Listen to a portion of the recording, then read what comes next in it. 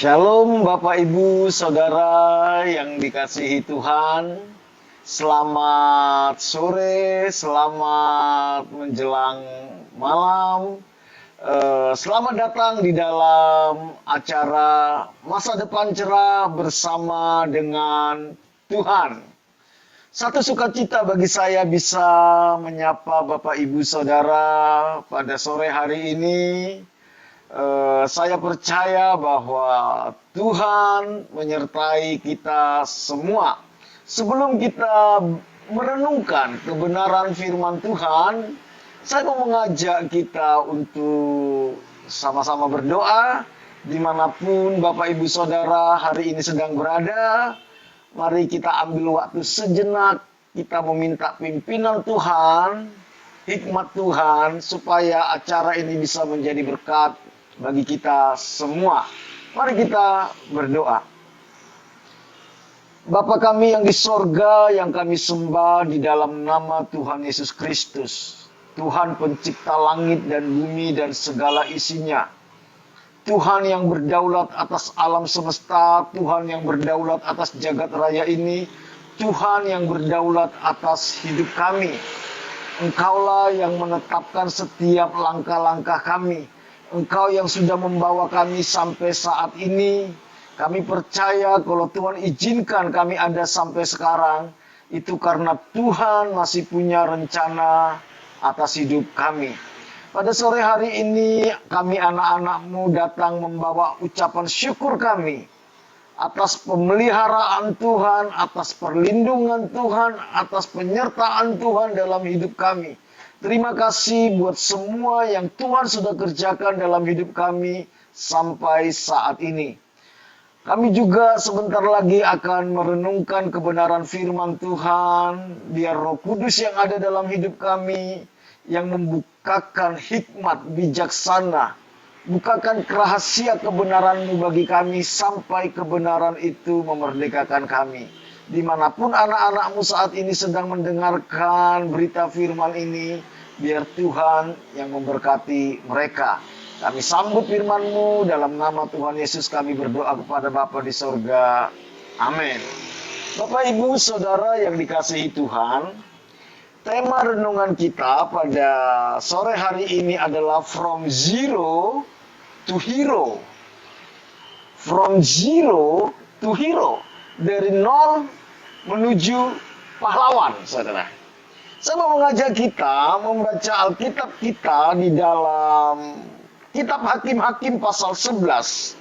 Ayat 1 sampai 11, nanti dilanjutkan ayat 32 sampai 33. Memang agak panjang, saya harap saudara sabar untuk mendengarkannya. Dikatakan seperti ini.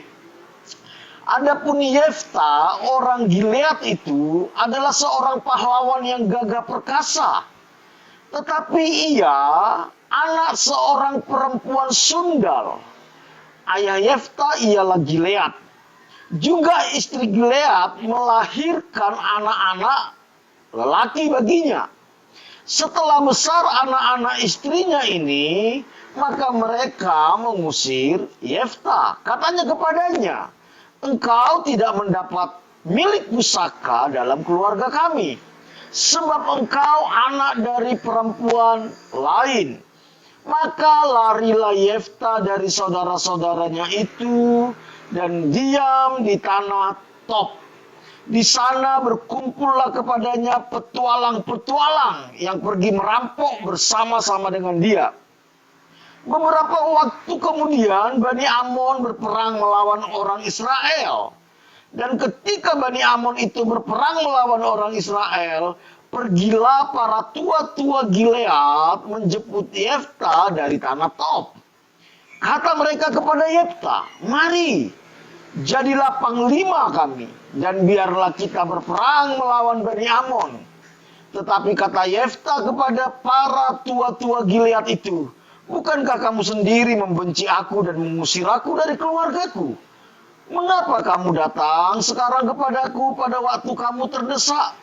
Kemudian berkatalah para tua-tua Gilead kepada Yefta, memang kami datang kembali sekarang kepadamu, ikutilah kami dan berperanglah melawan Bani Amon.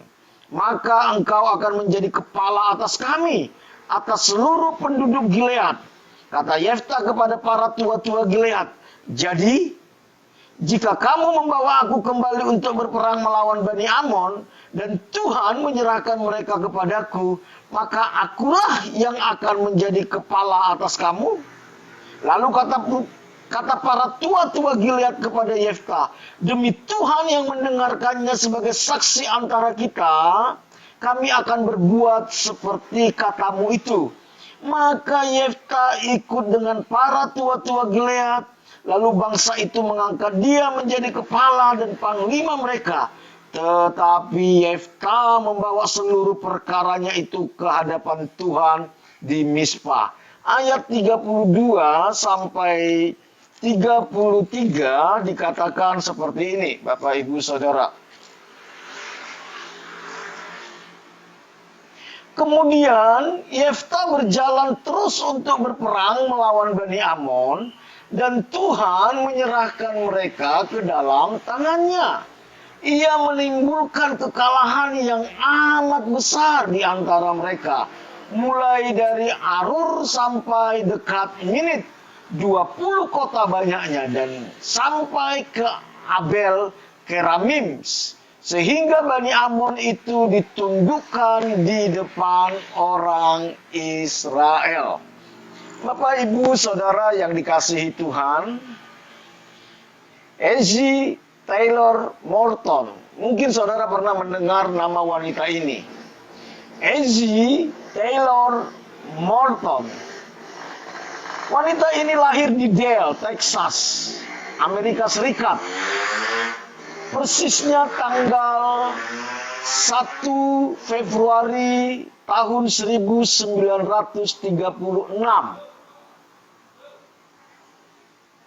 Ezzy Taylor Morton lahir dari seorang ibu yang bisu dan sangat miskin.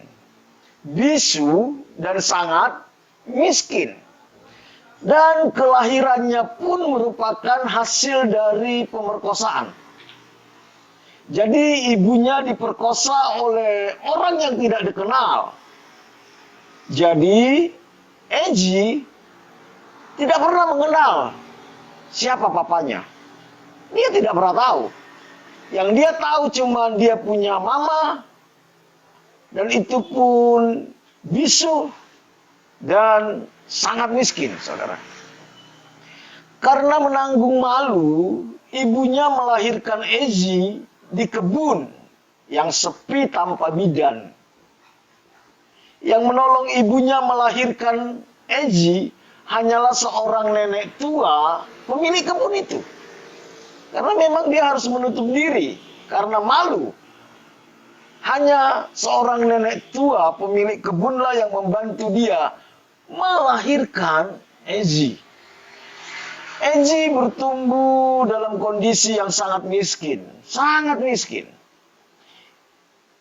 Hingga umur yang masih sangat muda, Ezzy terpaksa bekerja untuk mencari sesuap nasi untuk hidupnya. Dan untuk ibunya yang ternyata juga sakit stroke. Ketika Ezzy mulai bertumbuh, mamanya ternyata kena stroke, saudara. Saudara bisa bayangkan bagaimana pahitnya hidup Ezzy. Ezzy bekerja sebagai buruh kasar di perkebunan kapas. Hanya itu yang bisa dia kerjakan. Sebenarnya Ezzy sangat benci dengan keadaan itu. Sangat benci. Tapi dia gak punya pilihan, saudara. Ezzy kecewa sama Tuhan saat itu. Dia kecewa sekali. Karena dia merasa Tuhan tidak adil terhadap hidupnya. Gak adil dong. Di saat kebanyakan anak-anak menikmati hidup layak, Ezzy harus bergumul dalam penderitaan. Harus bergumul. Dia harus bekerja banting tulang untuk membiayai sekolahnya, untuk membiayai mamanya, di mana mamanya stroke lagi. Sungguh Dia tidak paham mengapa dia dilahirkan dan tidak melihat kehidupan yang baik untuk masa depannya. Dia nggak ngerti kenapa saya harus lahir. Teman-teman seusianya sering mencemooh dan membuli Ezi, saudara. Mereka memanggil Ezi sebagai anak haram. Anak haram. Dan mereka tidak mau berteman dengan Ezi. Karena bagi mereka berteman dengan Ezi adalah membawa sial. Satu hari, Ezi bertemu dengan seorang pendeta. Dan pendeta itu berkata kepada Ezi seperti ini, saudara. Tahukah kamu bahwa hidup ini anugerah? Tahukah kamu, nak, kalau hidup ini sebenarnya anugerah, dia bilang. Tuhan memberikan kepada kamu kebebasan untuk memilih. Mau tetap mengeluh seperti ini, atau bangkit dari kemiskinan, pilihan itu ada di tanganmu. Memang, hari-hari Ezi dia lalui dengan menyalahkan keadaan, menyalahkan Tuhan. Namun nasihat pendeta ini cukup mengganggu hatinya. Lalu sang pendeta melanjutkan nasihatnya kepada Ezi. Perlu kamu tahu bahwa rencana Tuhan atasmu bukan rencana kecelakaan. Melainkan hari depan yang penuh harapan. Itu pesan pendeta ini kepada Ezi. Selama bisa memilih, maka pilihlah yang terbaik, katanya. Selama bisa memilih, pilihlah yang terbaik. Kata-kata pendeta itu membangkitkan semangatnya untuk berdiri tegak. Selama ini dia minder dengan teman-temannya. Selama ini dia nggak berani menunjukkan diri ke masyarakat umum. Tapi pesan pendeta itu seperti sebuah harapan baru bagi dia. Itu membuat dia bangkit semangatnya dan dia berdiri tegak. Tentu dibantu oleh doa ibunya yang membuat dia kuat menghadapi tantangan hidup. Sepertinya ibu dari Ezi adalah orang yang cinta Tuhan, saudara. Cinta Tuhan. Akhirnya Ezi memilih keluar dari rasa kecewa yang tidak berguna itu. Dia keluar. Singkat cerita, saudara, Ezi mulai bekerja dengan giat untuk membiayai sekolah dan kehidupan ibunya yang sakit stroke. Dia kerja keras, dia banting tulang, dia nggak mau lagi menyalahkan keadaan, dia tidak mau lagi menyalahkan Tuhan, dia tidak mau lagi menyalahkan dirinya, tapi dia bekerja keras, bekerja keras. Dia ingin melihat masa depan yang penuh pengharapan, seperti yang disampaikan oleh sang pendeta, saudara. Berkat doa ibunya serta kerja keras yang ulet, akhirnya Tuhan memberkati Ezi dengan limpah. Dan Ezi meraih kesuksesan dalam hidupnya. Tidak cuma dia sukses terhadap dirinya, saudara. Tetapi satu saat, saudara, Ezi Taylor Morton dipercaya menjadi Menteri Keuangan Amerika Serikat. Pada zaman Presiden Amerika yang ke-39, yaitu Presiden Jimmy Carter. Pada tahun 1977 sampai 1981. Dialah yang menjadi Menteri Keuangan di Amerika. Bapak, Ibu, Saudara yang dikasihi Tuhan, perjalanan hidup Ezi Taylor Morton bukanlah perjalanan hidup yang diingini oleh kebanyakan orang. kelahirannya tidak diharapkan. Dia harus mengalami masa-masa sulit dalam hidupnya. Dia harus berjuang untuk hidup. Dia harus mengalami tekanan dari teman-teman sekolahnya. Dan dia tidak pernah tahu siapa bapaknya. Mungkin bagi kebanyakan orang kehidupan Ezi ini merupakan hidup di dalam kutub. Hidup dalam kesialan. Tetapi saudara, masa depan kita itu yang menentukan adalah kita. Ada banyak orang mungkin tidak seberat hidupnya Ezi, tapi dia tidak bisa melihat masa depan dalam hidupnya. Ezi yang latar belakang seperti itu, dia bisa menjadi pahlawan. Dia bisa memberkati Amerika. Bahkan hidupnya bisa menjadi inspirasi bagi banyak orang. Memang apa yang dialami Ezi adalah berat dan sulit. Tetapi serumit dan sesulit apapun kehidupan ini, ternyata saudara, ada tangan Tuhan yang merendah.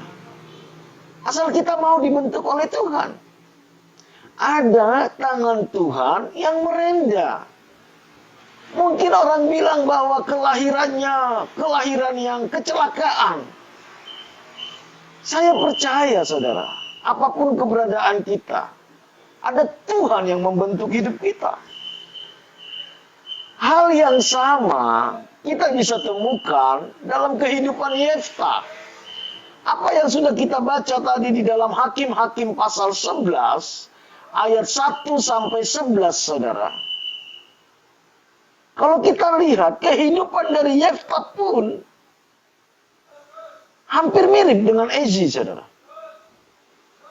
Yefta lahir dari seorang ibu yang merupakan wanita sundal. Saudara bisa bayangkan. Di zaman itu wanita sundal itu nggak ada nilai saudara. Sampai sekarang pun wanita sundal tetap menjadi bahan yang menjadi dihindari oleh banyak orang.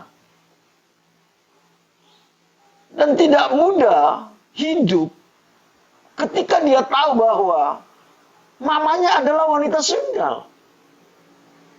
Kelahiran Yefta sangat tidak diharapkan. Tidak diharapkan. Sehingga akhirnya Yefta harus diusir dari keluarganya. Diusir dari kampungnya. Mungkin kalau dia bisa berteriak, dia bilang, saya tidak minta dilahirkan. Saya tidak pernah minta, saya lahir dari wanita sundal. Dia tidak dianggap menjadi bagian dari keluarga papanya. Padahal papanya jelas. Dan dia tidak berhak atas warisan, saudara. Jangankan warisan, diakui aja tidak, saudara. Mungkin ada di antara kita yang punya nasib mungkin gak jauh beda dengan Ezi, gak jauh beda dengan Yefta. Kita orang yang tertolak. Kita orang yang tidak diharapkan. Kita orang yang tidak dianggap. Bahkan mungkin kita dianggap sebagai pembawa sial. Tetapi saya mau kasih tahu. Tetap ada masa depan. Tetap ada masa depan bagi kita, saudara. Kondisi kehidupan yang berat itu memaksa Yefta harus diam di tanah Top. Kumpul dengan para petualang-petualang. Dan mereka hidup dari merampok, saudara. Merampok. Merampok. Yefta dilupakan oleh keluarganya. Dilupakan. Dilupakan. Tapi Tuhan tidak pernah melupakannya, saudara. Tuhan tidak pernah melupakan Yefta. Tuhan ingat Yefta. Sekalipun dia lahir dari wanita sundal dan hidup dari merampok. Bapak, Ibu, Saudara yang dikasihi Tuhan. Mungkin ada di antara kita hari-hari ini berkata, saya sudah nggak layak di hadapan Tuhan. Saya sudah nggak layak. Saya sudah terlalu berdosa. Nggak mungkin Tuhan menerima saya. Nggak mungkin Tuhan mengampuni saya. Saudara, apapun keberadaan kita, apapun latar belakang kita, 2000 tahun yang lalu, Yesus mati di atas kayu salib untuk saudara dan saya. Untuk saudara dan saya. Masalahnya mau nggak kita mengizinkan Tuhan membawa kita masuk ke dalam rencananya. Mungkin saudara berpikir bahwa Tuhan sudah lupa sama saya. Bahkan Tuhan sudah tidak anggap saya. Saya mau kasih tahu. Matanya memandang dari sorga sampai kedalaman hatimu. Dia tahu segala kepedihan hatimu. Dia tahu kesepian hatimu. Dia tahu ketakutanmu. Dan dia tahu engkau butuh dia. Saudara yang dikasihi Tuhan, ini yang dialami oleh Yefta. Sekalipun dia dibuang sama keluarga, diusir sama keluarga, hidup sebagai perampok, saudara. Tapi Tuhan tidak lupa sama Yefta. Tuhan tidak lupa sama Yefta. Ketika Bani Amun berperang melawan orang Israel, tidak ada yang berani tampil sebagai pemimpin. Karena memang Tuhan sudah tetapkan Yefta sebagai pahlawan, saudara. Tidak ada yang berani tampil sebagai pemimpin. Orang Israel hidup dalam ketakutan saat itu. Akhirnya tua-tua Gilead mendatangi Yefta, saudara. Meminta supaya Yefta kembali dan menjadi panglima, menjadi pemimpin melawan Bani Amun. Saudara coba bayangkan, orang yang sudah dibuang, orang yang sudah diusir, ketika mereka punya masalah, minta tolong. Yefta punya 1001 alasan untuk dia tidak mau membantu orang Israel. Yefta punya 1001 alasan untuk dia menolak tua-tua Gilead, saudara. Tapi dia tidak izinkan kekecewaannya sama Tuhan. Kekecewaannya kepada keluarganya. Dia tidak izinkan itu untuk menghalangi Tuhan memakai dia. Dia gak mau dendam sama keluarga. Ini kualitas hidup yang perlu kita bangun, saudara. Mungkin sudah ada banyak orang yang menyakiti saudara.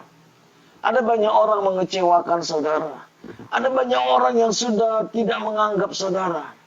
Tapi ketika mereka kepepet, ketika mereka punya masalah, mereka kembali minta pertolongan kita. Bagaimana reaksi kita? Bagaimana respon kita? Itu penting, saudara. Penting. Disitulah Tuhan melihat kualitas hidup kita. Ketika tua-tua Gilead mendatangi Yefta dan meminta Yefta untuk memimpin mereka melawan Bani Amun, Yefta nggak bilang gini, nggak mau, biarkan kalian mati saja. Atau juga kalian nggak peduli sama aku. Tidak, saudara. Tidak. Ternyata inilah caranya Tuhan untuk mengangkat kembali Yefta. Dengan diangkatnya Yefta jadi kepala dan panglima perang, saudara. Itu tidak membuat Yefta membusungkan dada. Itu tidak membuat Yefta menyombongkan diri. Dia nggak berkata gini, saudara. Tanpa aku kalian nggak bisa. Sekarang kalian baru tahu bahwa kalian butuh saya. Tidak, saudara.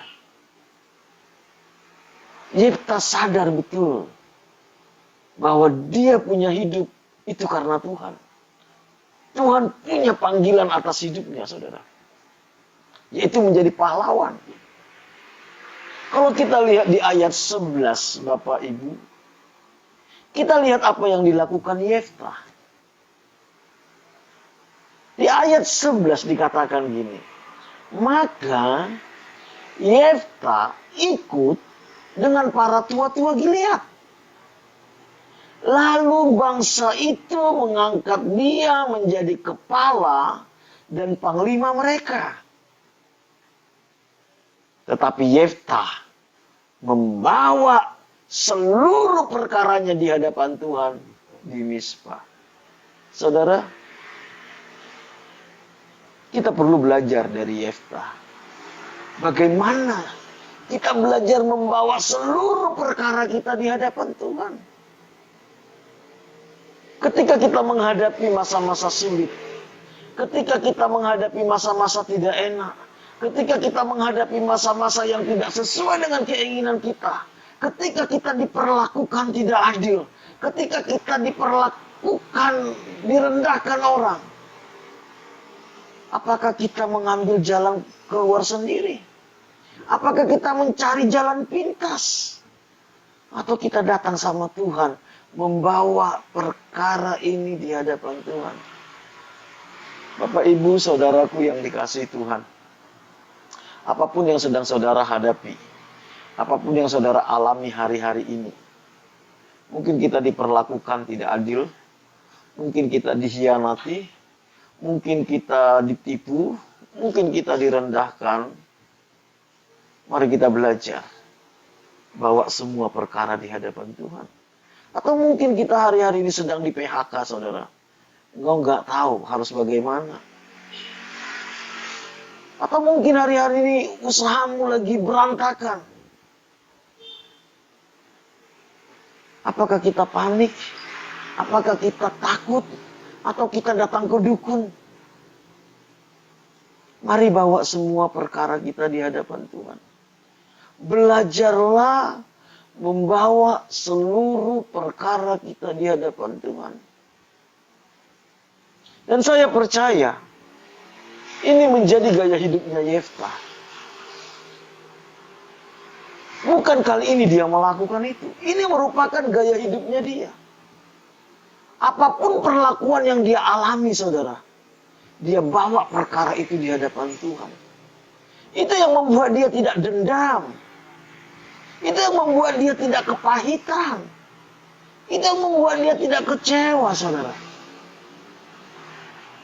Kita tahu ada Tuhan yang mengendalikan hidup kita. Kita tahu ada Tuhan yang adil. Dia tahu apa yang terbaik bagi kita. Bawa semua perkara kita di hadapan Tuhan. Ada beberapa pelajaran penting yang ingin saya bagikan pada sore menjelang malam hari ini, saudara. Dan kita lihat, saudara, ketika Yefta membawa perkaranya di hadapan Tuhan, dia tidak mengandalkan teman-temannya, saudara. Si petualang-petualang itu, dia tidak mengandalkan pengalamannya, tapi dia mengandalkan Tuhan. Ketika Yefta mengandalkan Tuhan, di dalam ayat 32 sampai 33 dikatakan seperti ini. Kemudian Yefta berjalan terus untuk berperang melawan Bani Ammon. Dan Tuhan, lihat, dan Tuhan menyerahkan mereka ke dalam tangannya. Ia menimbulkan kekalahan yang amat besar di antara mereka. Mulai dari Arur sampai dekat Minit, 20 kota banyaknya. Dan sampai ke Abel Keramim. Sehingga Bani Ammon itu ditundukkan di depan orang Israel. Ketika Yefta merendahkan diri, membawa perkara kepada Tuhan, meminta petunjuk Tuhan, meminta perlindungan Tuhan, meminta penyertaan Tuhan, kemenangan terjadi dalam hidupnya Yefta. Saudara ingin melihat hidup kita hidup dalam kemenangan, dan Tuhan pakai kita menjadi pahlawan, menjadi berkat bagi banyak orang. Tuhan pakai kita menjadi pahlawan, menyelamatkan banyak orang. Ada beberapa hal yang perlu kita pelajari, baik dari A.G. Taylor Morton dan juga dari Yefta.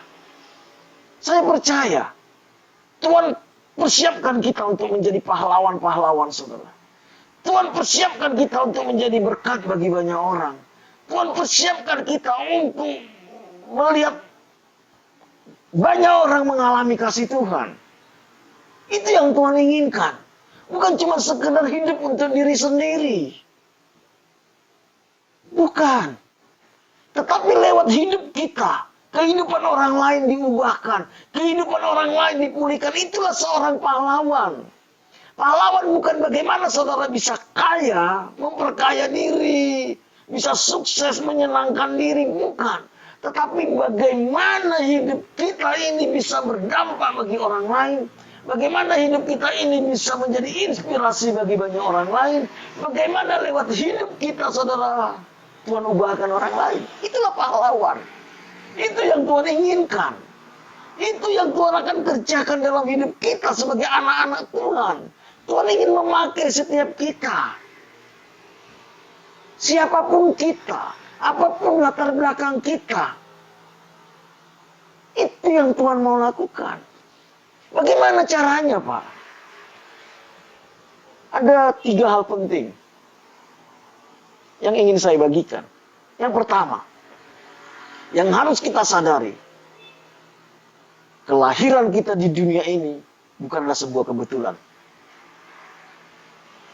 Kelahiran kita di dunia ini bukanlah sebuah kebetulan. Apapun latar belakang kelahiran kita, Tuhan punya rencana atas hidup kita.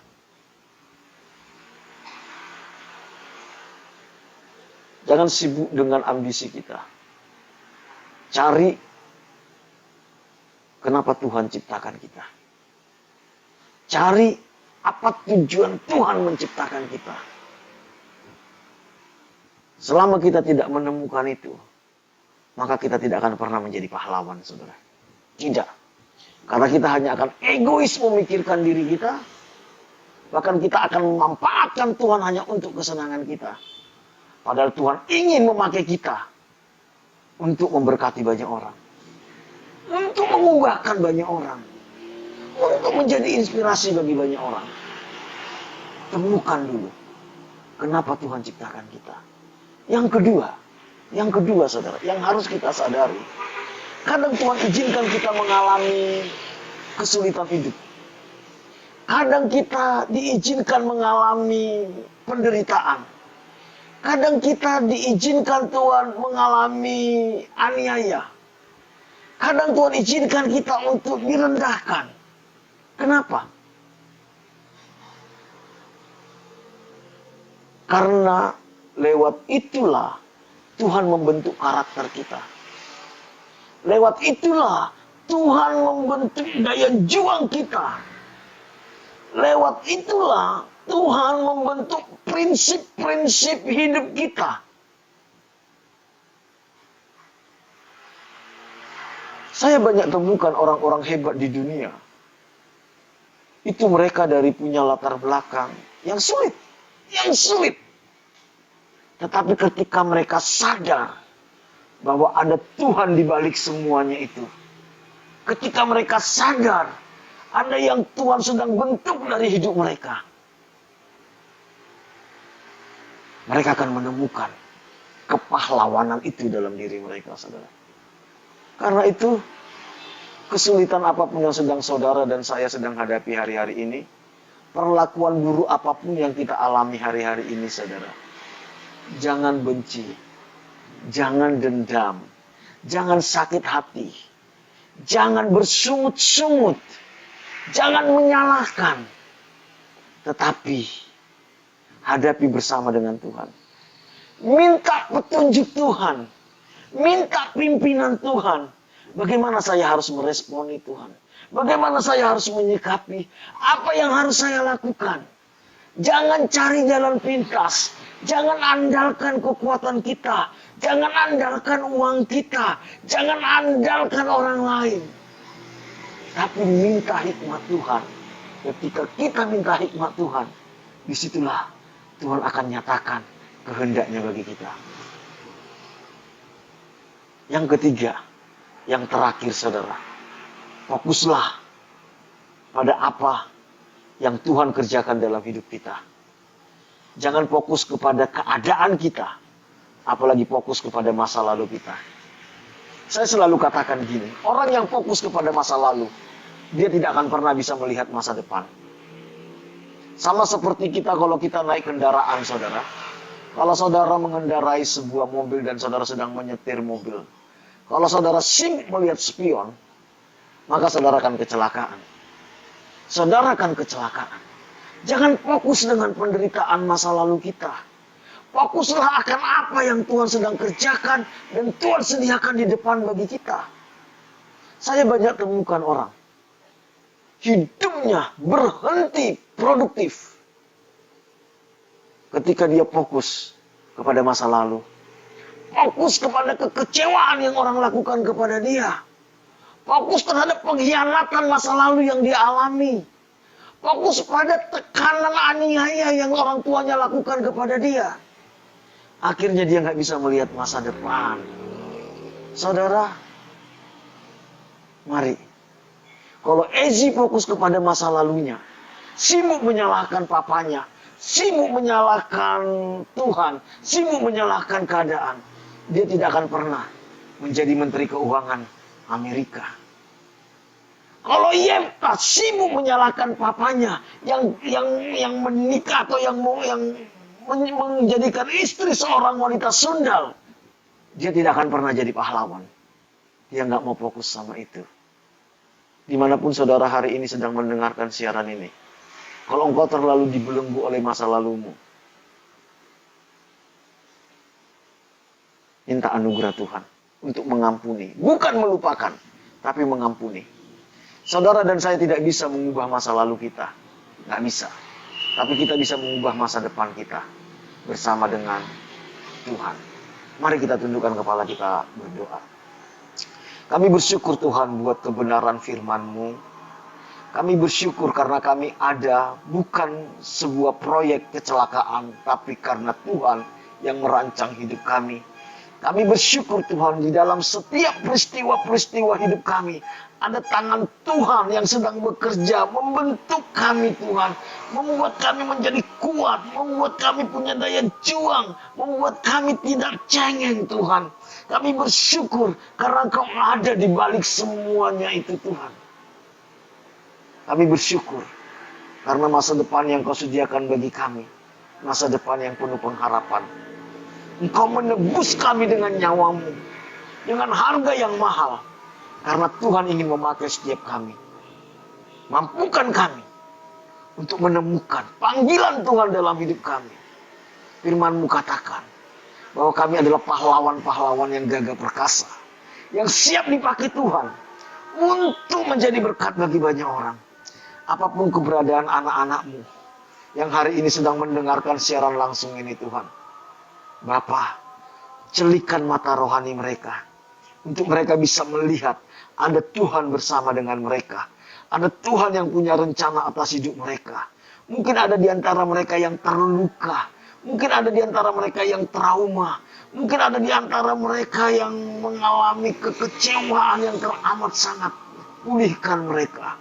Mampukan mereka mengampuni masa lalu mereka. Mampukan mereka melihat rencana-Mu dalam hidup mereka. Berkati Tuhan setiap anak-anak-Mu. Biar firman ini memerdekakan setiap mereka Tuhan. Sama seperti Engkau memakai Ezi Tuhan. Sama seperti Engkau memakai Yefta. Biar Engkau memakai setiap kami menjadi pahlawan bagi banyak orang. Untuk menjadi berkat, mengubahkan banyak orang. Memulihkan banyak orang. Terima kasih Tuhan. Kami bersyukur. Berkati setiap anak-anak-Mu. Berkati setiap rumah tangga. Hubungan suami istri, orang tua dengan anak, sesama saudara. Kasih dan kebenaran-Mu memerintah dalam setiap rumah tangga. Pulihkan kesehatan umat-Mu. Yang sakit Tuhan sembuhkan. Berkati usaha pekerjaan umat-Mu. Apapun yang sedang mereka kerjakan, yang mereka lakukan dengan takut akan Tuhan, bersama dengan Tuhan. Tuhan buat berhasil, buat terobosan, buat mujizat. Berikan ide-ide kreativitas, hikmat bijaksana berikan kepada mereka. Tolong dalam segala permasalahannya. Jauhkan dari segala mara bahaya, kecelakaan, virus-virus, sakit, penyakit. Pakai setiap anak-anakmu menjadi berkat bagi banyak orang. Kami bersyukur buat perenungan firman pada sore hari ini. Kami terus membawa bangsa Indonesia, Tuhan. Kami tahu bangsa ini ada di hatimu. Kami tahu penduduk bangsa ini ada di hatimu. Engkau mati di atas kayu salib menembus dosa semua penduduk Indonesia, Tuhan. Engkau mengasihi, Tuhan, karena itu pulihkan, celikan mata rohani penduduk Indonesia untuk bisa melihat keajaiban kasih karuniamu yang kau sediakan di dalam Kristus Yesus Tuhan. Dan mereka menerima engkau. Berkati Indonesia. Pulihkan Indonesia dari pandemi COVID-19. Biar bangsa ini bisa menang atas pandemi ini, Tuhan. Tolong Tuhan, tolong Tuhan, tolong. Mampukan Tuhan, berkati. Berkati para pemimpin-pemimpin kami. Mulai Bapak Presiden. Baik itu Tuhan, staf-stafnya. Baik itu para menteri dan semua staf-staf jajarannya sampai yang paling rendah. Baik para gubernur, para wali kota, bupati, camat, lurah, kepala desa, semua pegawai negeri sipil yang Tuhan percayakan untuk mengelola bangsa ini. Tuhan, kami minta hikmat, bijaksana, takut akan Tuhan berikan kepada mereka untuk menyelesaikan pandemi COVID-19 ini, Tuhan. Bahkan untuk menyelesaikan masalah ekonomi akibat COVID ini, Tuhan. Tolong Tuhan, tolong pulihkan Indonesia. Berkati TNI Polri yang menjaga keamanan, hikmat, bijaksana, kekuatan daripada Tuhan. Lindungi keluarga mereka.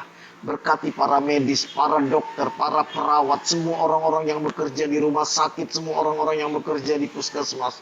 Jaga, lindungi mereka, Tuhan. Kami minta perlindungan Tuhan atas hidup mereka.